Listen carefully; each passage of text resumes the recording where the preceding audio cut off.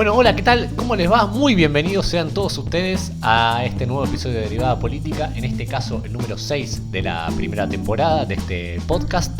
En este caso lo que vamos a estar analizando es un poco, no la coyuntura como sí veníamos haciendo en los últimos episodios, sino más bien un proceso económico, entendemos, marcado por un agente externo, en este caso a la economía argentina, que es el Fondo Monetario Internacional. Lo vamos a empezar a desgranar un poco, a definir, a ver su historia, su relación concreta con la Argentina en los últimos años. Y bueno, para esto me acompañan a mi izquierda el señor Ignacio de Pablo. ¿Salió bien la presentación? El placer de saludarles. Sí, muy bien, Tommy, vas mejorando. La señorita Pamela Méndez, ¿cómo le va? Hola, ¿qué tal? ¿Cómo andan? ¿Todo bien? ¿Tanto tiempo? Claro. Porque ya me estaba por quedar libre. Exactamente. Usted tiene 3 faltas al mes. 2. Dos. No, 2 en total, pero bueno, empezamos un... Claro. Y Rosario Raderi, ¿cómo le va? ¿Qué tal? ¿Cómo andan? Bueno, un poco lo que yo decía en la introducción es, creo yo, y queremos como abrir un poquito el panorama no solamente del Fondo Monetario Internacional, porque entendemos que el Fondo Monetario Internacional es un actor más dentro, creo yo, de un complejo de relaciones económicas que creo que estaría bien también enmarcarlo en un nuevo, digamos, modelo económico que no es tan nuevo porque se vuelve a vivir de alguna manera, pero es un modo de acumulación, ¿no? ¿Nuevo? ¿Se podría decir? Nachito, dijimos que íbamos a definir un nuevo modelo de acumulación y tenemos que definir qué es. Bueno, en realidad lo de modelo de acumulación es modo de acumulación. Sí. No tiene tanta relación directa con lo que es el FMI. Ya venía de antes del FMI, que es a qué sectores se beneficia uno cuando gobierna. En este caso, durante este mandato se benefició mucho más al sector financiero y al agro que a los sectores de la industria nacional.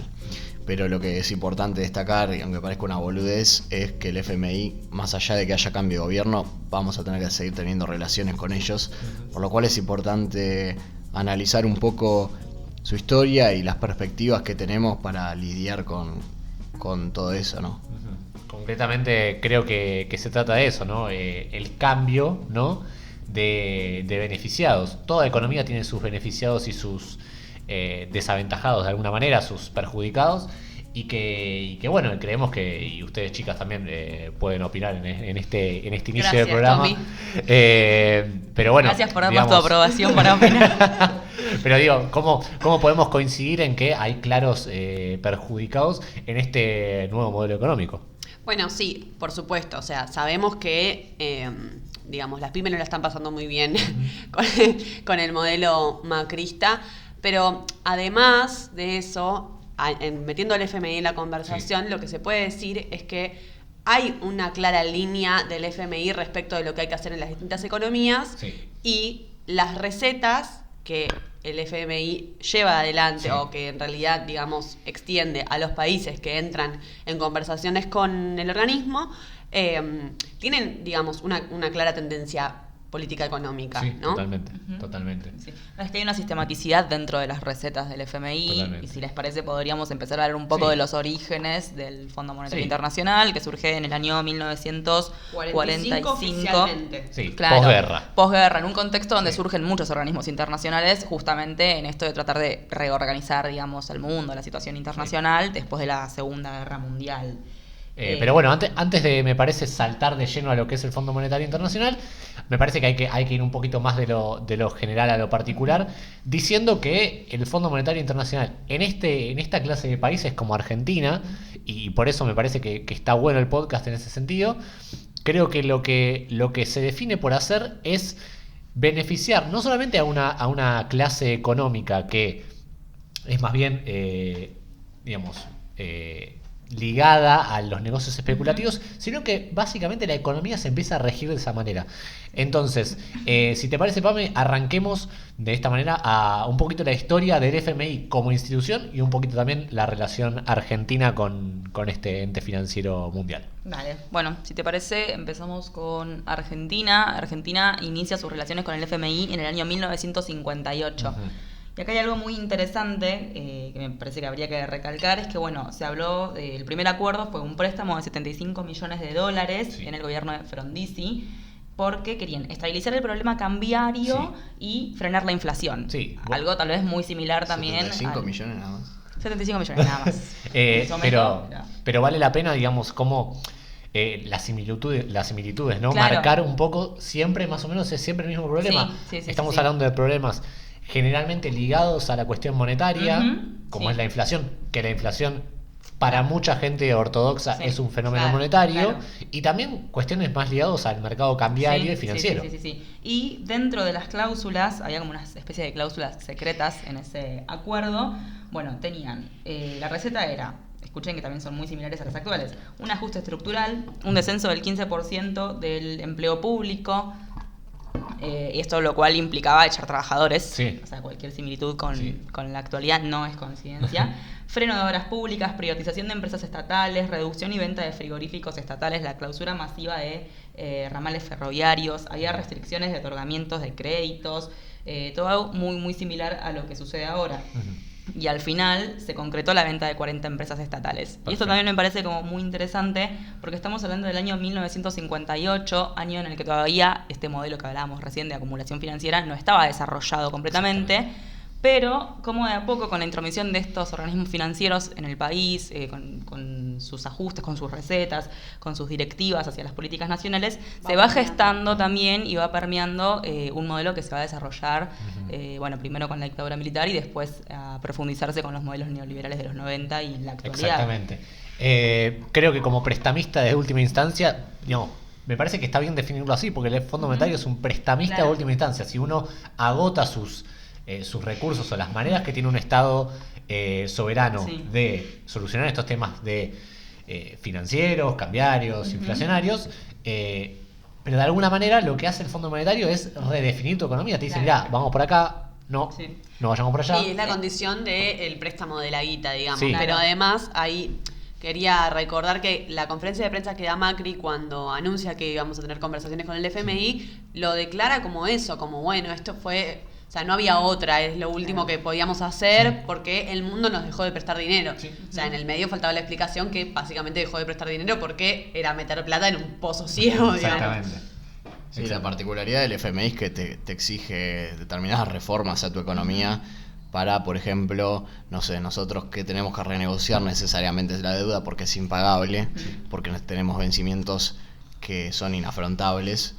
Te dice, bueno, yo te puedo renegociar la deuda, pero tenés que hacer una reforma laboral o tenés que hacer determinadas reformas específicas en tu economía para que yo pueda darte más plazos para pagar. Que es una de las cosas que no logró hacer Macri, por lo menos hasta ahora. No sabemos qué va a pasar de acá a diciembre. Lo que subyace me parece es que el Fondo Monetario, como prestamista de última instancia, vale también aclarar que al fondo no le interesa demasiado que vos le devuelvas el dinero, sino que apliques las medidas económicas y políticas que ellos te sugieren. Exactamente. Antes de meternos de lleno con el gobierno de Macri particularmente, sigamos revisando un poquito la historia del país con el fondo. Sí, esto que vos decís, Tommy, es interesante porque se discutió mucho este tema cuando fue el préstamo del fondo, que se dijo, bueno, pero el fondo te presta tasas bajas. Sí, pero el fondo te exige cosas que condicionan a otros gobiernos también, porque se decía, bueno, Chávez te prestaba plata al 15% y el fondo te presta el 4%, ¿no? Bueno, pero imagínate si Chávez te decía, te presto plata, pero tenés que expropiar todas las empresas de energía. Claro.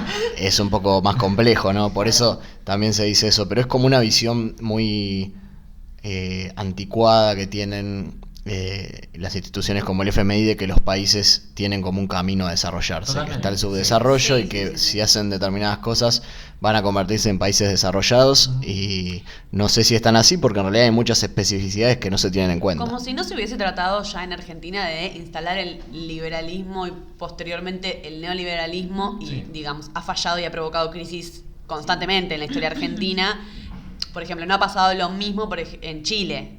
O sea, aplicar recetas calcadas de un país a otro sin tener en cuenta otro tipo de variables que pueden ir desde, no sé, la territorialidad hasta la geopolítica, lo que sea, y las particularidades de cada país.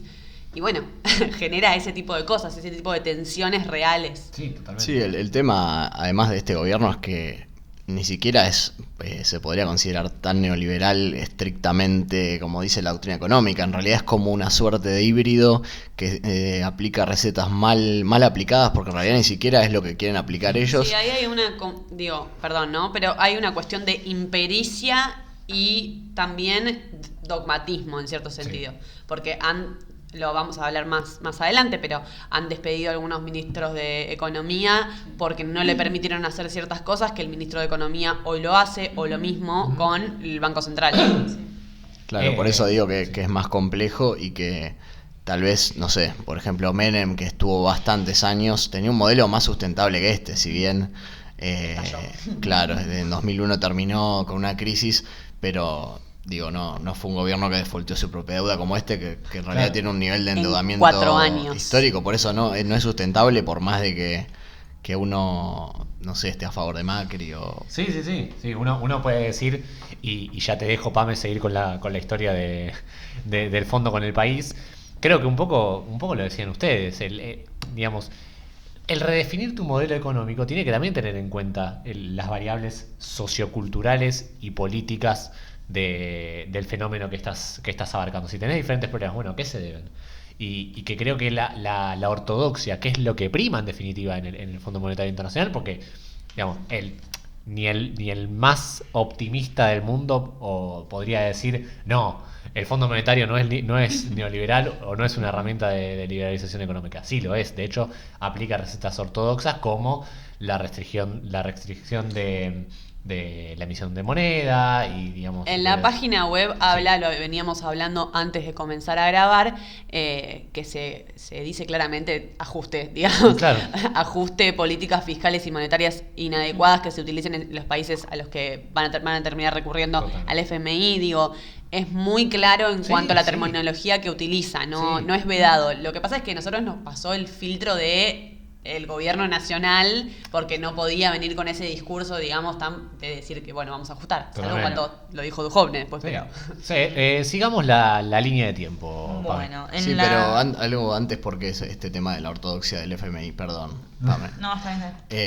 Que no es que abiertamente no es que abiertamente se declaran de esa manera, sino que por las cuestiones de poder dentro del FMI es de esa manera. Digo que no es que el FMI se declara ortodoxa de ideología ortodoxa, sino que por las relaciones de poder dentro del FMI, Estados Unidos tiene una cuota de decisión importante, digamos que es el que manda, entre comillas, en el FMI. El que pone la línea política. Claro, y después todos los países, porque depende tu PBI, tu poder dentro del FMI. O sea, cuanto más, cuanto vos más produzcas, más poder tenés. Entonces, obviamente, los países más desarrollados tienen una alta cuota de poder ahí adentro y bregan por ese tipo de medidas. Sí, la correlación de fuerzas, digamos, para sintetizarlo. Post-Frondizi, Pame, entonces nos vamos a... la dictadura militar argentina. Perfecto. Martínez de Oz. Claro, Martínez de Oz era el que ministro. Bueno, hay muchísima más relación, me parece, y que es normal que se la haga, de el gradualismo, palabra que vamos a desarrollar dentro de unos minutos, de Martínez de Oz con, por ahí, este gobierno de hoy en día. Claro, sí. Con la dictadura la relación del FMI fue buena, digamos, también. Vamos a también aclarar un poco que con la dictadura empieza de lleno el modelo de valorización financiera, ¿no? Esto de la especulación financiera. Hay que entender, digamos, el contexto económico y político mundial claro. Post-crisis del petróleo, empieza a crecer esta cosa de enriquecerse a cuesta de un modelo especulativo que había ya craqueado en la crisis del 30, pero esto vuelve de manera más digital, si se puede decir, porque hay nuevas herramientas, hay más virtualización de las cosas. Sí, más acabado, digamos. Exactamente. En Argentina el fondo presta 45.000 millones de dólares y además también en nuestro país había bajas tasas de interés, entonces eso implicaba que vengan capitales extranjeros y empiecen a especular financieramente. Los capitales golondrina, digamos. Claro, y empieza esto de la bicicleta financiera, la famosa bicicleta financiera. ¿Qué es la bicicleta financiera? Para por ahí el despavorido o el que viene de afuera y dice, bueno, ¿de qué están hablando? Bueno, un poco la bicicleta financiera es hacer negocios a cuesta de un poco invertir especulativamente acá con un dólar por ahí a determinado valor, yo invierto acá, el dólar empieza a subir y con esa ganancia que yo hago, porque yo invierto en dólares acá, me la llevo y es, digamos, el cuento de nunca acabar. Claro. Concretamente es como ir al casino pero sabiendo que vas a ganar. Básicamente. Tal cual. Sí, totalmente. En el 76 el FMI desembolsa también créditos con facilidades extendidas, o sea que estaba como más bueno el FMI con nosotros. Con nosotros no, con los militares. En 1976 desembolsa 300 millones y en 1977 extiende un poquito más el préstamo a 185 millones de dólares. Perfecto. Sí, digamos, y un poco la dictadura, bueno, con Martínez de Hoz termina un poco en esto, ¿no? O sea, más allá de que hay, digamos, me parece que el conflicto social iba por otro lado, la dictadura empieza a caer, digamos, por cuestiones más sociales, si se puede decir, y políticas, pero de todas maneras hablamos de hiperinflación tremenda en el gobierno de Martínez Martínez. Empieza a ser la inflación empieza a ser un tema de gobierno. Sí, totalmente. Y una política económica. Claro, es que la dictadura viene, o sea, a eliminar, digamos, el enemigo político, pero porque no podía poner de otra forma este modelo económico. O sea, vos con una sociedad tan movilizada y partidos revolucionarios tan grandes y con armas, o sea, con movimiento armado, vos no podés aplicar la política que aplicaron, que no es solamente un desembolso del FMI, sino la liberalización total de la economía, la liberación de la actividad bancaria, la apertura irrestricta de importaciones, la caída de la industria nacional, o sea, eso vos con Montoneros, ERP y todos los demás partidos que apuntaban, No podés hacer. Claro, que apuntaban a un modelo de país socialista, es imposible. Entonces, Y otra cosa, digamos, ¿por qué hay una dictadura? Y porque la derecha no tiene un partido político de masas también. Sí. Digamos, en Argentina sucede eso, las distintas dictaduras son un reflejo de la incapacidad que tiene la derecha en Argentina para tener un partido político que los represente hasta cambiemos. Claro. Exacto. Y la legitimidad también de la institución militar y que Argentina venía de dictadura en dictadura cada años, o sea, no es que bueno, un día fue un golpe, era el sexto. Con la dictadura militar se marca una ruptura en todo lo que es proyecto económico, proyectos, modelos económicos en Argentina, porque bueno, empieza todo este tema de lo financiero fuerte, que es concretamente, además por el contexto, porque en un contexto de trabajadores movilizados y demás, se echa un montón de gente y se empieza a hacer plata sin trabajadores, que es justamente lo que quería cierto sector del empresariado, especulando. La dictadura facilitaba esto y por eso, además, el modelo de la bicicleta necesita que vos te endeudes, porque si vos no podés pagarle a los que vienen a especular, entonces ahí se ve un aumento fuerte de la deuda externa. Porque no tenés la maquinita de crear billetes, digamos. El único que puede crear dólares es Estados Unidos, entonces por eso básicamente te endeudas, porque está todo el tiempo saliendo divisas. Claro, es algo que liquide el campo, digamos, que no es el más colaborativo de todos. Como empieza a suceder eso. Sí, un poco lo que y para terminar con este punto de la dictadura, yo quería remarcar dos cosas puntuales.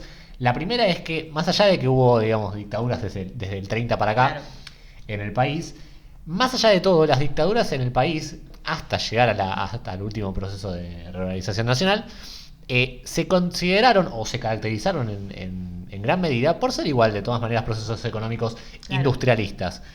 Porque iban en consonancia también con otro mundo. Claro, de hecho, donde estaba apuntado el capitalismo hacia la producción. Sí, Esta viene a romper, digamos, el paradigma porque ya había cambiado el paradigma mundial de economía también. Sí, y creo que, por ejemplo, hay una palabra que lo define muy bien, que es el desarrollismo de Frondizi, digamos, en la época de los 50, post primer peronismo y demás, se empieza a dar este modelo de economía. Lo que pasa que también, bueno, el proceso, digamos, viene, y esto es el segundo punto que quería marcar, viene un poco a poner orden, o sea, y vamos a encontrar un poco de similitudes en toda esta cuestión, que no solamente el FMI pone orden, sino que también viene un proceso económico y político propio del país a decir, no, bueno, basta, hasta acá llegó la fiesta, ¿no? Un poco. Y es lo que en definitiva me parece que termina pasando con el gobierno de Mauricio Macri. Esto era un lío hasta 2015 y de repente nosotros tuvimos que venir a poner orden. No, pagar la fiesta. Es un poco como la neoliberalización de la economía o estos procesos de nuevo capitalismo que siempre se termina reinventando porque es un modelo económico que entra constantemente en crisis, se tiene que reinventar. ¿Cómo lo hace? Bueno, tu economía era un lío, o sea, vos tenías mucho gasto público y uno puede llegar a decir también, si el gasto público es alto, digamos, porque es malo, ¿no? Sí, genera inflación, pero si vos estás bien y te alcanza... Bueno, como el debate del déficit, o sea, Sí, como bueno.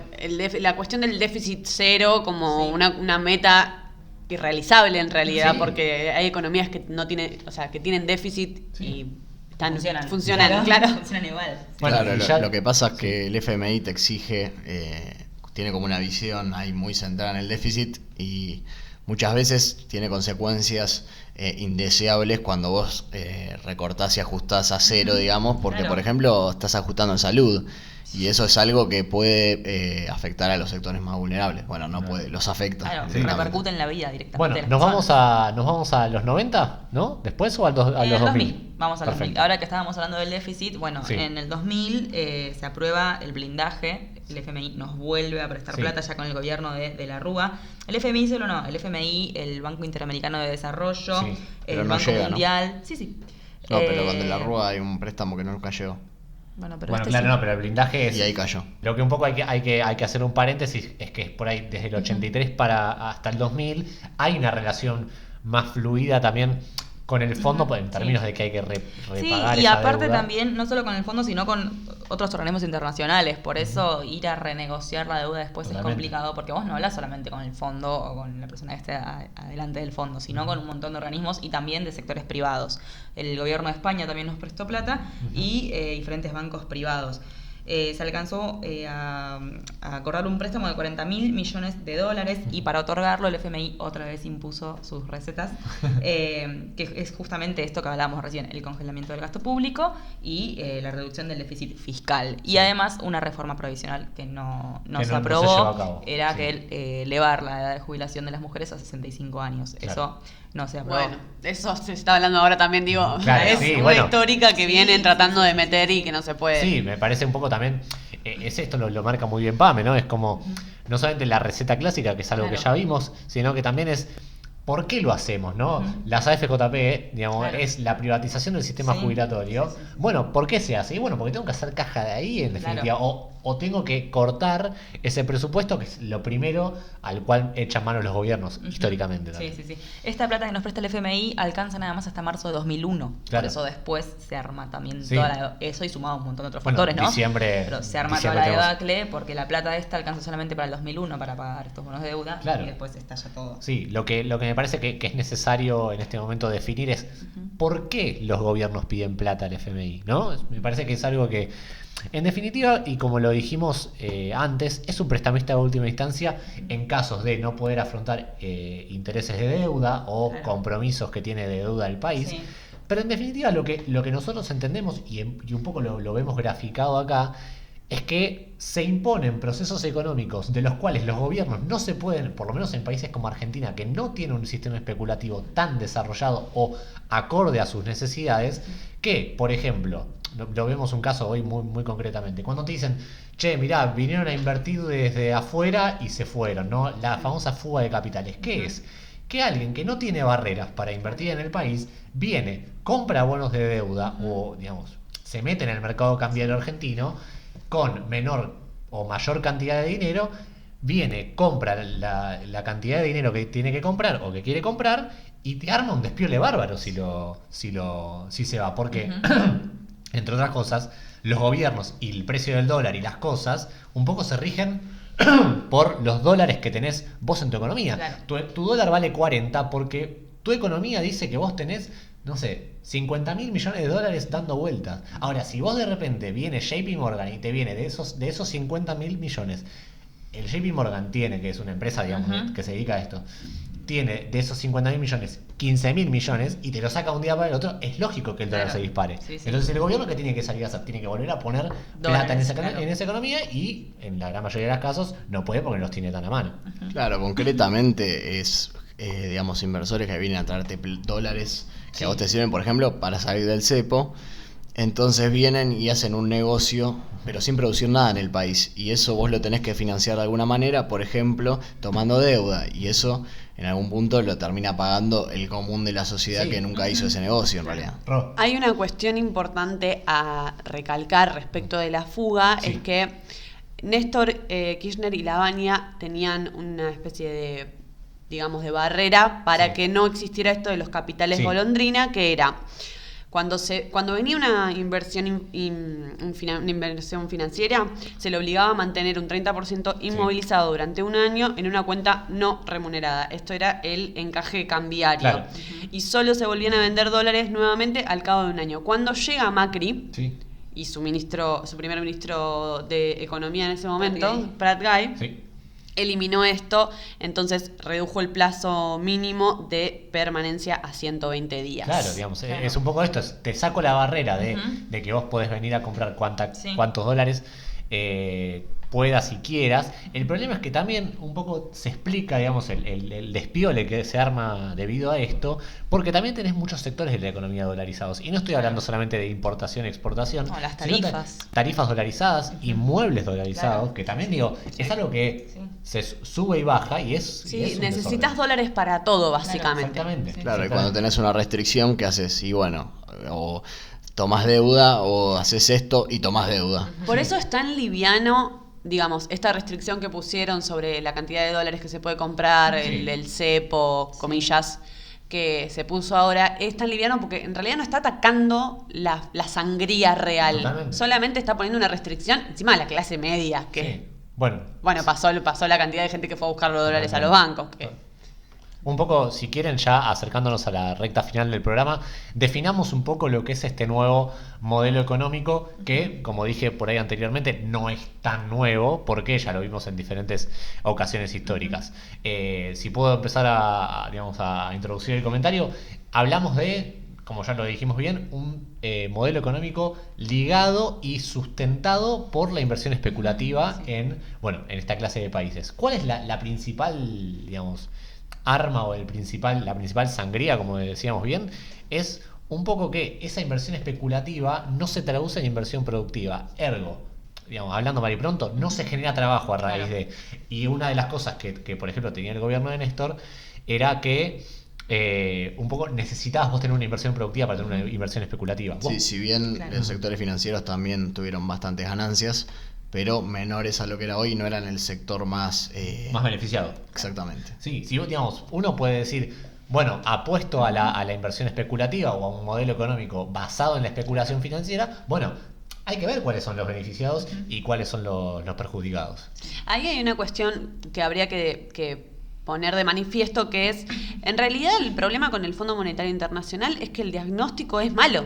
Sí. El diagnóstico por el cual llevan a las economías de países mal llamados no desarrollados o lo que sea, En vías de desarrollo. en vías de desarrollo, es que básicamente es de corto alcance se me fue la palabra. el El diagnóstico que hacen. Sí. Entonces, a partir de ahí, cuando tenés mal el diagnóstico, bueno, pasaron cosas, Sí. pero aparte esta cuestión que venimos marcando, que esta cuestión de que calcar las Sí, reglas del recetas, juego, sí. y otra cosa que se habló mucho en este último tiempo es que primero el FMI está en vías de transición porque Lagarde no será más su directora ejecutiva principal, ahora está David Lipton y hay varios nombres dando vueltas.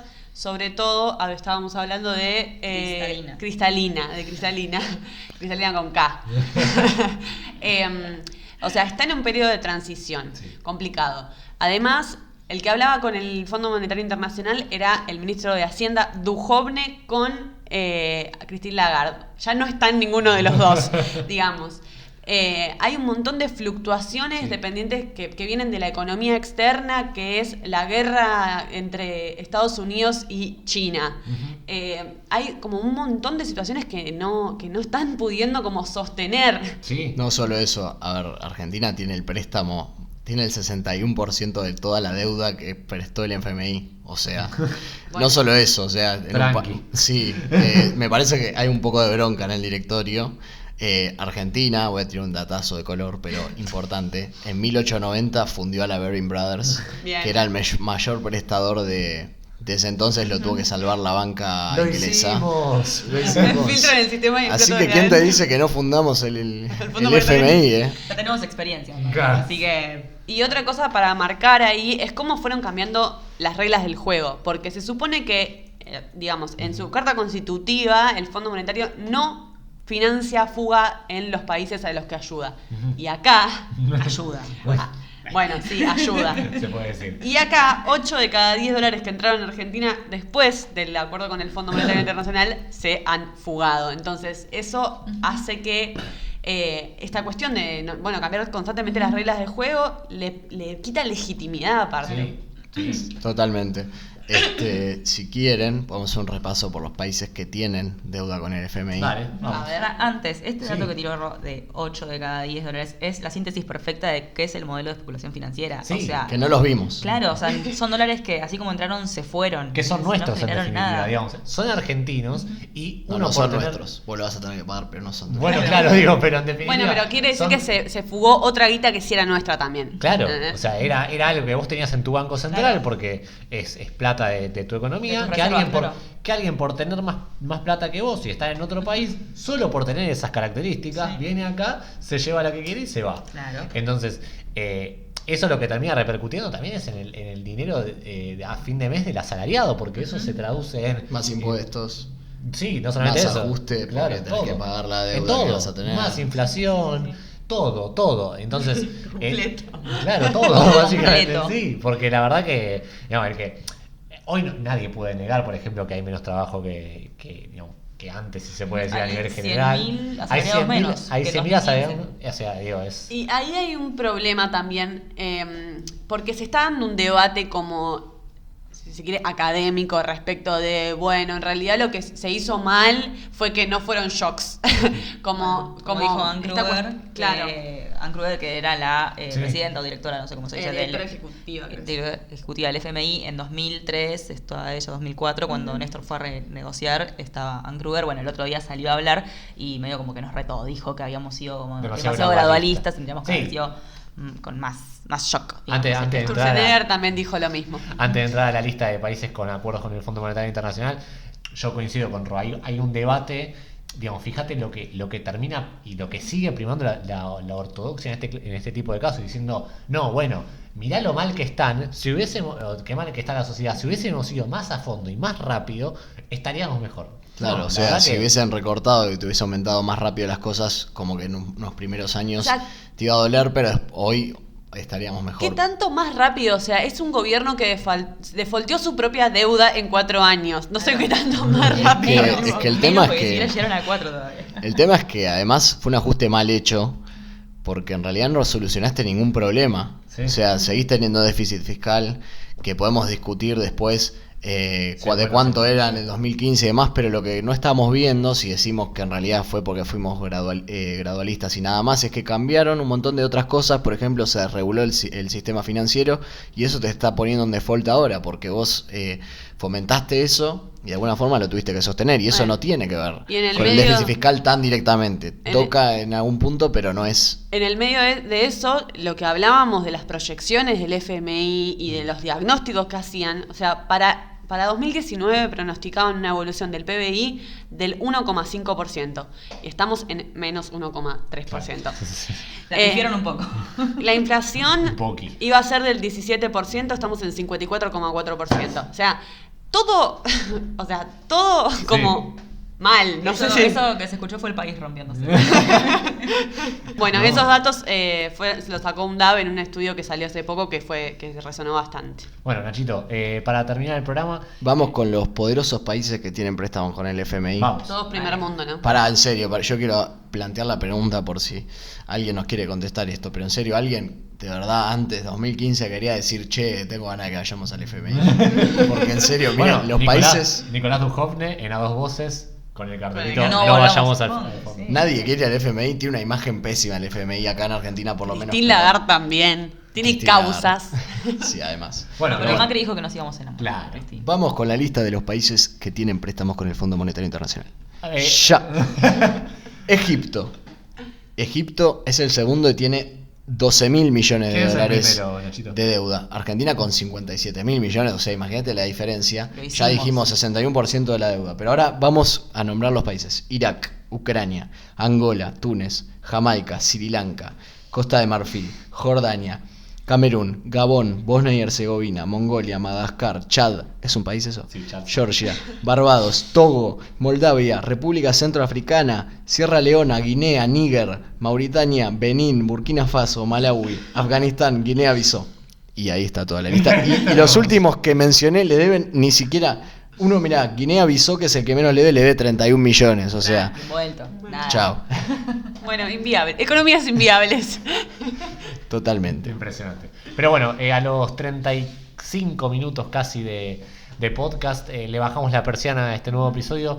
Creo que quedó bastante en claro, digamos, la explicación un poco de lo que estamos viviendo actualmente, no solamente acá en Argentina, sino también en muchos países latinoamericanos, esta cuestión de redefinición de un nuevo modelo económico que no precisamente beneficia al común de la sociedad o a la clase media. Y el FMI venía a acabar con la fiesta. El FMI es la fiesta a las que no nos van a invitar. Totalmente, Que esa totalmente. creo que es la síntesis. El FMI es malo, siguiente pregunta. Bueno, quiero Escuchaste 35 minutos y esa es la conclusión. agradecerles a ustedes, chicos, por un nuevo episodio. La verdad que nos gusta hacer mucho esto. Bueno, déjennos sus comentarios en las redes, en @derivadapolítica, en Twitter, en Instagram @derivadapolítica, @derivadap en Twitter. Nos pueden seguir, comentar y nada, los esperamos allí para más noticias y será hasta la próxima. Nos vemos.